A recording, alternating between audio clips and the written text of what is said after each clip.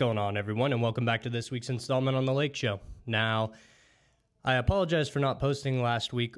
Obviously, winding down in the semester, finals week is approaching for all of us college students, especially the ones who are graduating and walking in this upcoming December. So, a lot of work goes into finals week.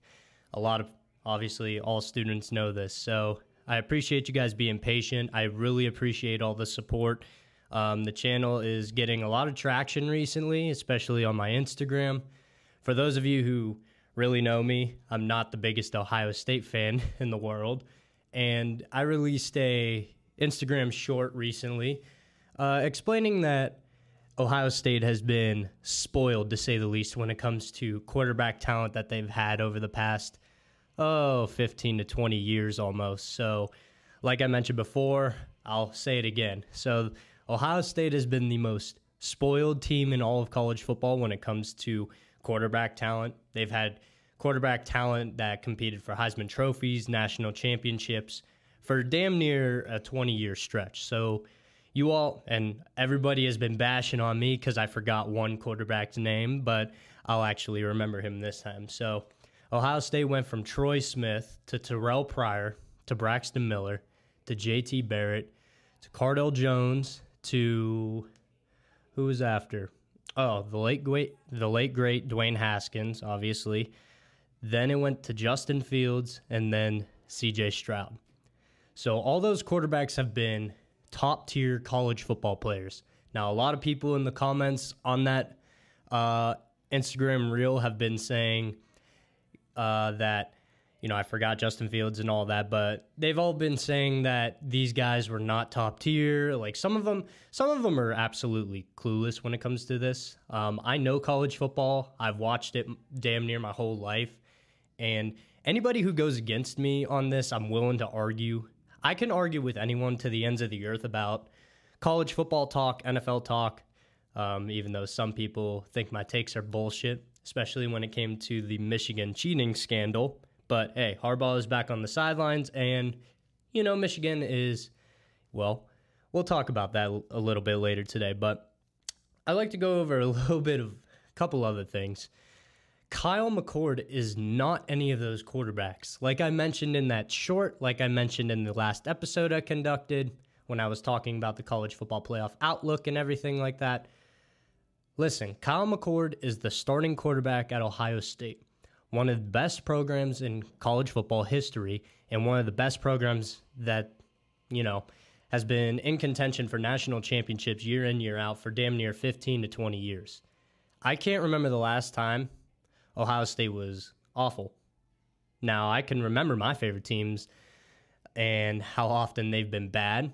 Obviously, this year was a rebound year, thankfully. We're trending in the right direction, but Ohio State has always been competing for national championships. So the fact that Kyle McCord is supposed to live up to these standards, you can't be realistic when you say those things. Plus, he is a sophomore, I believe, and he's younger than all the other guys that I mentioned earlier. But the problem is that he doesn't have that unique athleticism that the other guys had. He's not the type of guy. We saw it in the Michigan game.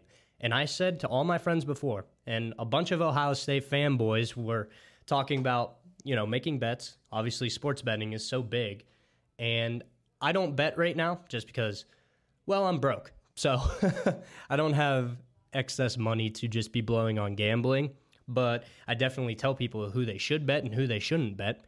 And a lot of people, my one friend in particular, he knows who he is. He had anytime touchdown scorer Blake Corum, anytime touchdown scorer Emeka Egbuka, and Marvin Harrison Jr. Great picks. I would have bet that too. But being an Ohio State fan, he took Ohio State to win. And I told him that's a big mistake because Michigan is going to win. And you know how I knew that? Because it's in Ann Arbor. Michigan is playing pissed off football because their coach has been scrutinized for all this cheating scandal. They're pissed off that their coach isn't on the sidelines to be there with them in the game. And Kyle McCord is Ohio State's quarterback. I'm sorry. I knew for a fact that Michigan was going to win that game, specifically because of the quarterback play by Ohio State. Now, I'm not saying Kyle McCord is a horrible quarterback. He's not. He's starting at Ohio State for a fucking reason.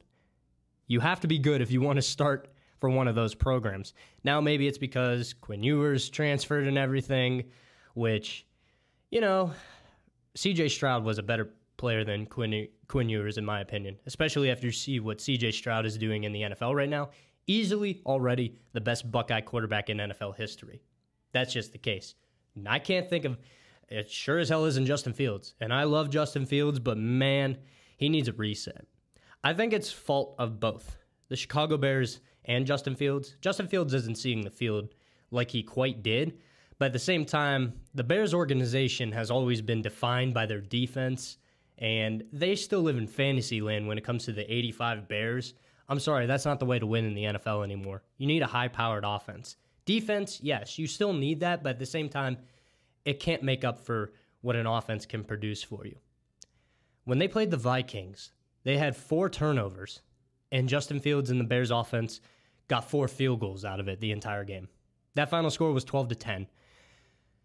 That was pitiful. That was one of the worst games I've ever sat through and actually stomached watching. But again, I was bored and there was nothing else to watch on TV. And I don't like cable. So the only thing that I can watch on cable really is football. And that was the absolute worst performance I've ever seen by 2 teams. Josh Dobbs, I'm sorry, that Cinderella story train has left the station. I think he's a backup in the league. A damn good backup, but I don't think he's a franchise guy. But again, back to the Bears, that organization has been so they've been run so shitty for the past couple years. I shouldn't even say the past couple years. The past 40 years, they've been ran shitty. The last great team they had was the 85 Bears, who won the Super Bowl. They've been to 1 Super Bowl since, and they lost to Peyton Manning, and the quarterback for the Bears was Rex Grossman. So the Bears made the Super Bowl, yes. If they had even a competent quarterback or someone who could actually go toe-to-toe with Peyton Manning, they probably win that Super Bowl. So, you know, who's the greatest quarterback in Bears history? Jim McMahon?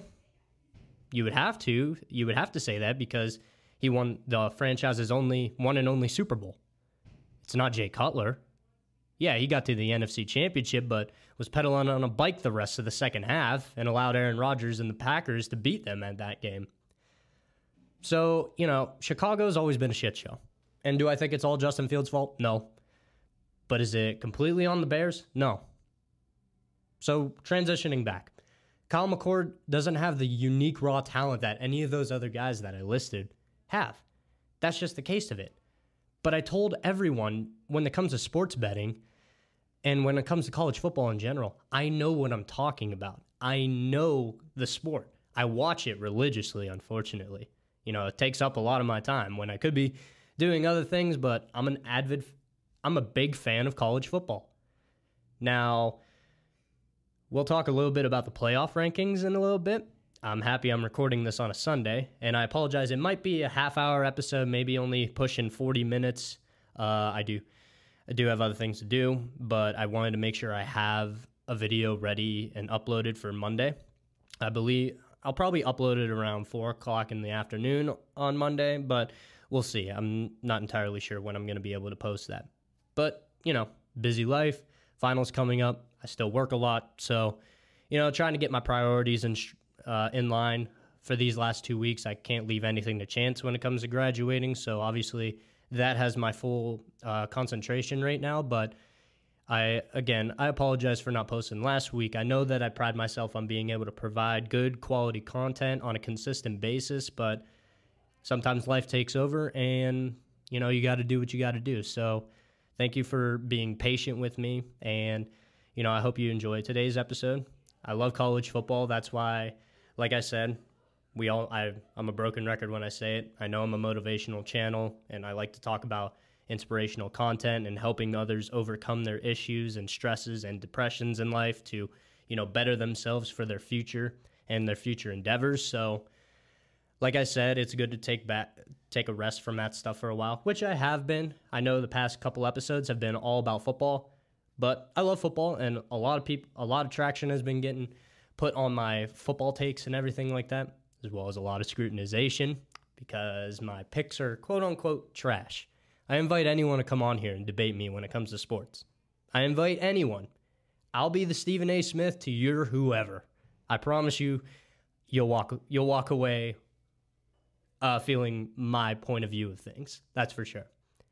And everyone knows you know who I'm talking to when I say that. So I welcome anyone to come on here and debate me about football or anything like that, sports in general, except NBA. A lot of people know a lot more NBA than me. I know a decent amount, not nearly as much as others, but I know for a fact that I know more college football than the average person, that's for sure.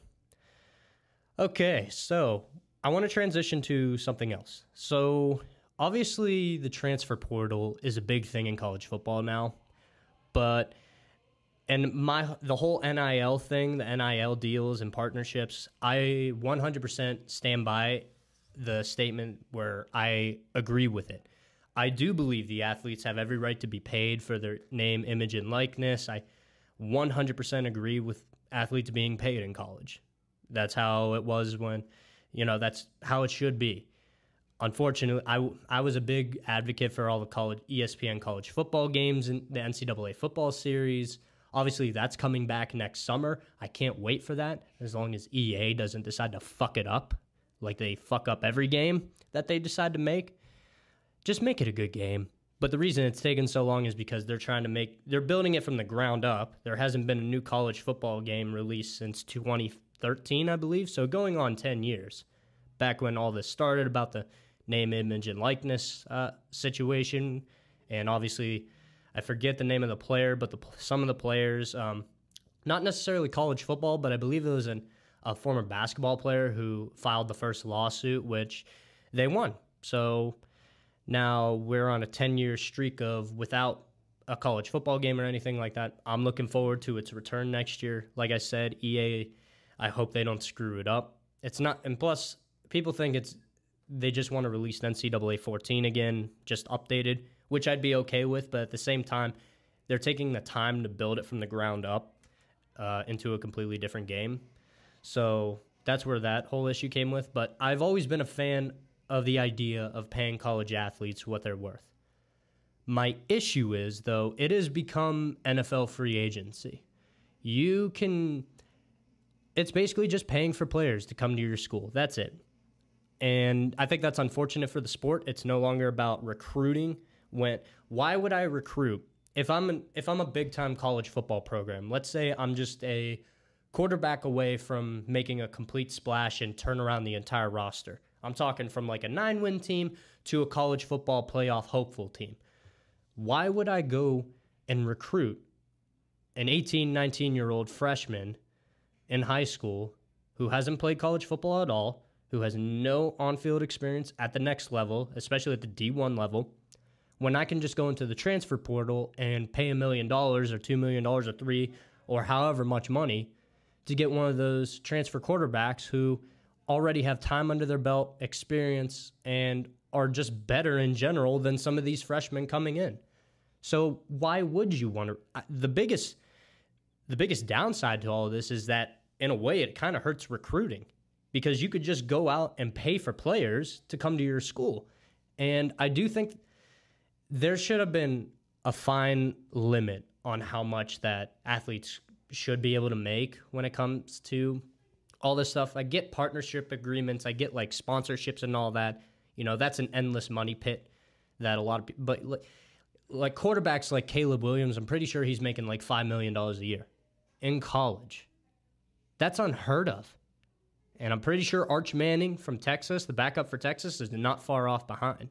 So it's unfortunate the way that this has gone, but like I said, I can play both sides because it's ruining college football in a way because you can just, if you don't want to play, all you have to do is just enter the transfer portal. Some team out there will take you. It doesn't matter if it's one of the big Power 5 conference schools or some of the lower-end conference schools like the teams in the Sun Belt Conference or the MAC or anything like that, compared to, let's say, the Big Ten or the ACC or the SEC or anything like that. But I think it's good for college football because at the same time, everyone's excited for this. I look forward to seeing like who we're going to get in the transfer portal. It's just unfortunate the way things have turned out just because of the aspect that you can pay millions of dollars for a certain player. So some of the most notable names in the transfer portal when it comes to like the quarterback position, without a doubt, Washington State's Cam Ward, absolute stud. Total athlete, total package when it comes to a quarterback who can run, throw, is accurate. Riley Leonard from Duke, again, another big quarterback, strong, athletic, has everything you want in your quarterback nowadays. So my whole argument is, yeah, do I think NIL is a good thing? Yes, but there should be limitations to it, and there should be certain guidelines set in place to avoid a full-on bidding war for kids and, kids to come to your school. Now, would I be saying this if my school, Miami, did it? Well, I don't know. Probably. I probably wouldn't be saying any of this, but at the same time, I think I would because I do think in a way it ruins the sport just a little bit. And that's just the unfortunate thing, but like I said, eventually I think guidelines will be put in place. So, we'll see eventually. So now let's move on to the big thing, the college football playoff. The rankings were released, and boy, are there issues, according to some fan bases at least. So Michigan, number 1, Washington, number 2, Texas, number 3, and the 4th spot went to the Alabama Crimson Tide. So there is your college football playoff. Michigan, Washington, Texas, Alabama. First 2 out, Florida State at 5, Georgia at 6. Now, a lot of people out there are saying that Florida State 100% should have been in the playoff. And I 100% get where their argument's coming. But I do not agree that they should have been in. And let me explain a little bit. Florida State looked exactly like how they were advertised the entire year with Jordan Travis at quarterback.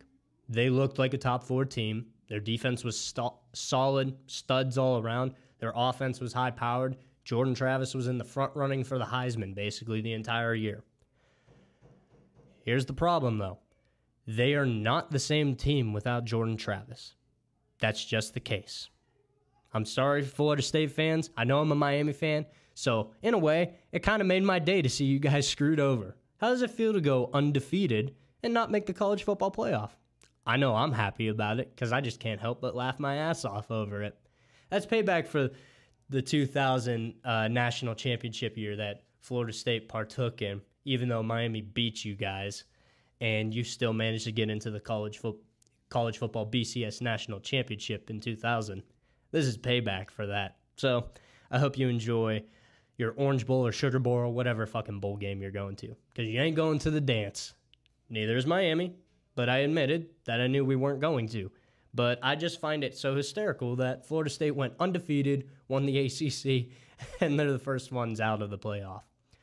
But like I said, if Jordan Travis was quarterback still and he wasn't injured, this would be a completely different story.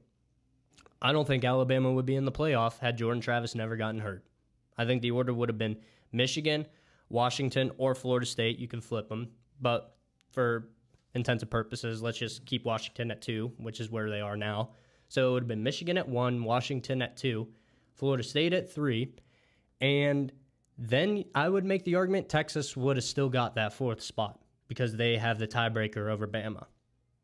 So a lot of people are going to be pissed off about this entire situation, which I get, but since the college football playoffs inception, it has always been about getting the 4 best teams in college football going at it for the national championship. It's not the most deserving. It's not the eye test. Obviously, those things matter. But the whole goal was to get the best college football teams in the playoff to play for the national championship. And right now, in Florida State's case, They are not one of the 4 best teams in the country. I do not believe that. Yeah, they beat Louisville. They went undefeated. I get it. You do realize Louisville's not a pushover team.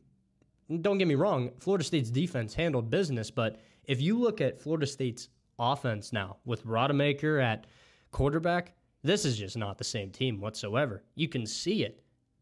Florida State has to rely almost damn near completely on Trey Benson in that running game.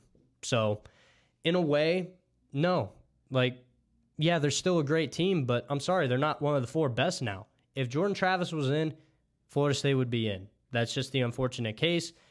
And don't tell me that the argument can be made, obviously back in 2014 when Ohio State got in over TCU. I remember that was a big argument, and I was one of those arguing for TCU to be in over Ohio State. I'm sorry, Ohio State was the best team in college football that year, even with a third-string quarterback. Now, the argument is so they put in Ohio State with a third-string quarterback and everything like that, but Florida State's backup, he won the ACC, and now all of a sudden he isn't in. Let me explain something to you. Cardell Jones played Wisconsin in the Big Ten Championship that year. Ohio State won 59-0. The Buckeyes offense didn't skip a beat that year. After JT Barrett got hurt and then Cardell Jones had to come in, there's a reason Ohio State still won all those games. It's because Cardell Jones was a baller. I'm sorry. Florida State's backups are not nearly the caliber of Ohio State's backup quarterbacks at that time. I would put Cardell Jones above any of those Florida State quarterbacks other than Jordan Travis right now. Cardell Jones won the Natty that year. Absolutely abused Wisconsin 59-0. Abused Nick Saban's Alabama defense. And absolutely abused the Ducks in the national championship back in 2014. Led by Marcus Mariota, the Heisman Trophy winner that year, who just stomped Florida State the game before, back then, obviously. Well, that might have been the year. Yeah, that was the same year. Never mind. So here's the like I said, it would be a completely different situation if Florida State had Jordan Travis at quarterback. It would 100% be a different situation. But guess what? It's not. And the Ohio State case back in 2014 compared to Florida State's case right now, I don't think there's any definitive argument you can make when it comes to the play that happened on the field. Both teams made their conference championships and both of them won. Cardell Jones and Ohio State went into the Big Ten championship and stomped Wisconsin out. Florida State went into the ACC championship this year against Louisville. They won 16-6. A boring game. Both of them boring in their own ways. But one pile drove a Big Ten team into the ground. And Louisville, while not being a pushover team, Florida State with Jordan Travis would have beat this Louisville team probably by 40 the way they were playing. But no, they won by 10. I'm sorry. Florida State's backup quarterbacks do not give Florida State the edge against anyone in that college football playoff. You could put Florida State up against all of them who made the college football playoff, and even Georgia or Ohio State right now, or Oregon.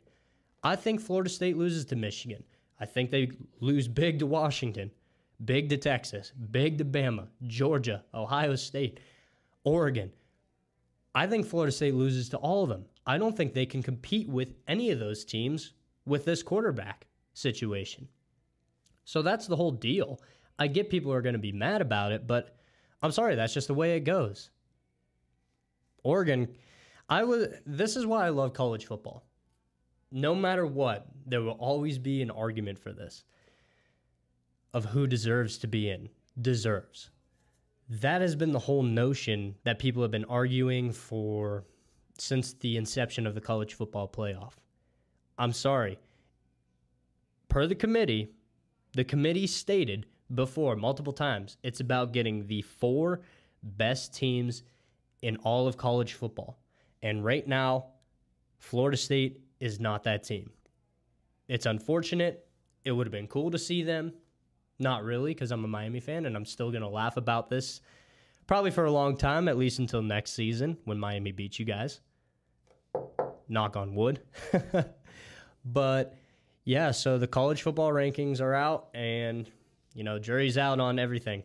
So we got Michigan, Washington, Texas, and Alabama all representing their respective conferences in the college football playoff. And guess what? We're going to get a new champion this year. And I think this is also good for college football. There's a lot of parity when it comes to this Final Four. Michigan has been a powerhouse of the Big Ten in the last couple of years. Alabama is back in the national spotlight after some stumbles early on this year. Jalen Milroe was their quarterback, and he's a stud now. Took him a while to get the gears going, but now Bama, I can confidently say that Bama looks like a top 4 team. That's for sure. I knew going in there that Georgia would struggle with them. I still thought Georgia would eke it out at the end, but, I guess I was wrong. So I'm happy I didn't bet that game. But it did say that it would be a close game. So I can hang my hat on that. And go figure Michigan playing Iowa in the Big Ten Championship. Go figure it hits the under. Any Iowa game hits the under. If you bet the under for I'm pretty sure every Iowa game this year, you would have won a shit ton of money. Iowa's offense is just non-existent. And Michigan became the second team, and I believe it's second team in college football history to shut out an opponent in a conference championship. And like I said earlier, Ohio State was the first one to do that back in 2014 when they smashed Wisconsin. So I think we got a good parity of teams. You got the rugged, you got the chip on the shoulder Michigan Wolverines. You got the high-flying the best offense in college football with Michael Penix and Washington. Then you got the up-and-comers. Finally, Texas is quote-unquote back in a way. So this is easily Texas's best team since the 2005 Longhorns, a national championship team. And then you got Bama, king of the hill, trying to get back to being king of the hill. So we'll see how it ends up playing out. It's so crazy that this is the last 4-team college football playoff we're going to have, because I believe it's switching to 12 teams next year. 8 or 12, but I think it's 12. So in a way, I think it's going to be more entertaining from the years on out, just to see, and here's the thing. No matter how many teams you're going to have when it comes to the college football playoff, there's always going to be that team that feels like they got jobbed. There's always going to feel that team that got treated unfairly. Well, that's just the way it's set up right now. The eye test says a lot when it comes to picking teams, and obviously watching Florida State's offense without Jordan Travis is an eyesore. It's like watching Iowa football. So that's the case, and I think we're in for a really, really good college football playoff this year. And I can't wait for next year to see more teams added. And goodbye, Pac-12. The official last season of the Pac-12 has been played, and kudos to Washington. This was the most talented Pac-12 conference that there's ever been. Obviously, you have Caleb Williams and USC. A little bit of a down year, but USC's defense is like Swiss cheese of how easy it is to exploit it. So then you got Colorado and Shadur Sanders. What a tire fire that ended up being. But, that's the thing when it comes to playing at Colorado. You're going to Boulder, Colorado. You're going to the mountains. They don't have the recruiting edge that a Miami does, that a Bama does, that a Texas does, that any of the schools like USC or UCLA in California do. In all honesty, I get that coaching matters, I get that culture matters, I get all that stuff matters, but when it comes to being a college football recruit or even in a transfer portal, where are you going to choose? If you're presented it, are you going to choose beaches, the nightlife of Miami or LA, or exotic locations like Houston, or big time cities with, nightlifes and experiences to just go out and explore, or are you going to the mountains? I get snowboarding's fun. I like snowboarding, skiing every now and then. That's fun. But you're taking a place like Miami, the beaches, the sunshine, the nightlife, to Boulder, Colorado, cold and windy and mountains and snow. What's more appealing if you're a college football player? That's the reason Colorado can't compete with any of the other big schools. Yeah, they shocked TCU earlier in the year. Yeah, we all fell for that nonsense. We all fell for that beautiful lie. We all fell for it. It was fun while it lasted, but I don't think Colorado's going to make any noise when it comes to doing anything in the next couple of years. Yeah, they may be viable. They may play for a conference championship eventually, and I do think Deion Sanders is a good coach. I think he'll right the ship.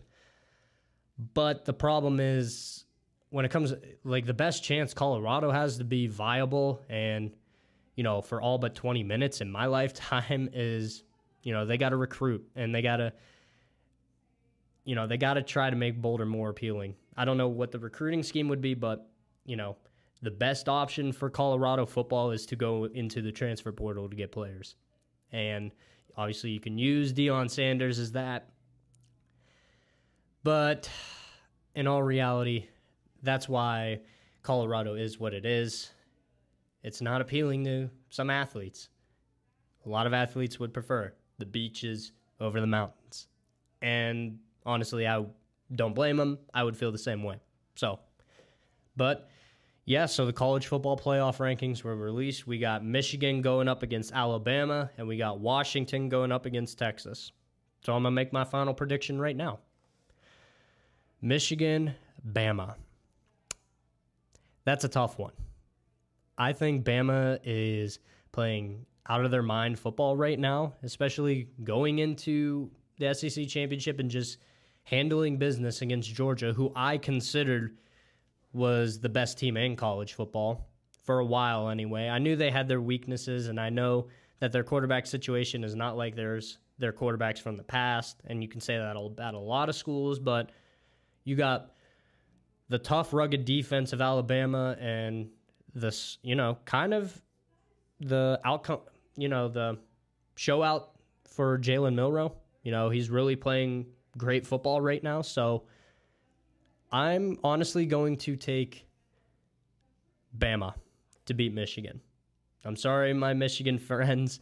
I'm sorry I'm picking against you guys, but I don't think I think it's going to be a close game. I really do. Michigan's defense is no joke whatsoever, and I don't know. That's tough. It is really tough. I love this college football playoff matchups. It's really interesting, that's for sure, but give me the Crimson Tide to beat Michigan. I think it's going to be really, really close. But give me Saban to take down Jim Harbaugh in the college football playoff. I'll take Alabama to win 28-24. On to the next one. Washington and Texas. Quinn Ewers versus Michael Penix Jr. Two high-flying offenses, that's for sure. So I definitely think this is going to be a shootout. I really do. And I'm going to take the Huskies in this. I love Texas. I've always had a soft spot for the Longhorns. I've always had a soft spot for other teams. Obviously, I'm a Miami fan. I'm a diehard Miami fan. But, I still have a soft spot for the Horns, USC Trojans. So, yeah, Washington and Texas, I think it's going to be a shootout game. I really do. So I'm going to take the Huskies to end up winning 42-35. So the national championship. Alabama versus Washington. And these two teams have played before in the college football playoff. I believe it was 2015. Yeah, I think it was 2015 these guys played in the semifinals. Now that Washington team led by Jake Browning is not nearly as good as Michael Penix's team right now. But I will say in confidence that I think Washington and Michael Penix Jr. can beat Alabama and the Crimson Tide. So give me Washington to be this year's college football national champions. Thanks again for listening, everyone. I know it was a little bit of a shorter episode this week, but I'm going home to edit this, put it out, and then go straight to work. So this will be up Monday. And, one last thing before I go. I want to thank you all again for the subscriptions, the outreach. I really appreciate the dedication that you guys are having to my channel. It means a lot, especially being so close to graduation. It just makes me feel like it just feels so surreal that I'll have so much more time to put out content and everything like that. Obviously, I'm going to be looking for my job and everything like that, but, I'm excited to see what, how the end of this year goes when it comes to growing my channel, and I look forward to seeing what 2024 brings for, me and the Lake Show and my friends, my family. I thank you all for being such big supporters of the channel. I really appreciate you all, and, I can't thank you guys enough. Like I said before, I believe it was my last episode that I said, it feels like I have a purpose again when I do this. It's fun, it's entertaining, it's different, and I'll leave a little bit of a motivational advice at the end of this one, but, just step out. I want anyone who is thinking about doing something different, step out of your comfort zone and actually just do it. There's no point for you to just sit by and wait for something to happen. For me, I stood by and waited for things to happen for years on end, and it didn't get me anywhere. So I really recommend anyone, if you're thinking of something, whether that be a podcast, whether that be a YouTube channel, streaming for a game streamer, a Twitch streamer, or building a clothing line, or starting your own business, just take that leap. If you are miserable right now, if you have no life objective and you want something new in your life, I recommend that you take the route I did. If you were struggling like me, give church a chance, give your religion a chance, lean into it. It'll benefit you in the long run, but it also gives your mind a little bit of clarity. It lets you focus more. So I really encourage you all to, if you are struggling, lean into your faith.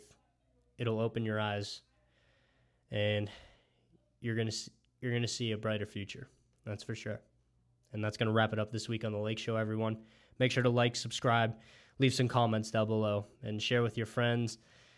And thank you guys again. I really appreciate it. And that's gonna wrap it up this week, everyone. I'm your host, Dominic Lako. God bless. I love the chase and the hunt, and I set the pace when I'm running. I always take what I want and I always give it 100. Don't need a bank, no I'm funded. Play the game like it's nothing. I'm always thankful for something. Don't take for granted, stay humble. Now wake up! It's time to look at the enemy. Look in the mirror if he is no friend to me. It's not working out, maybe it's the chemistry. It's time to break up, so